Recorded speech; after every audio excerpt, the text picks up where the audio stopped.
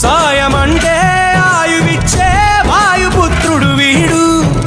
గుండె గుడిలో నిన్ను కాచే కండగల మునగాడు మాటిస్తే తప్పని వాడు నిన్ను మనవాడనుకున్నాడు నీ కల నెరవేర్చే కర్తవ్యంగా ముందడుగేశాడు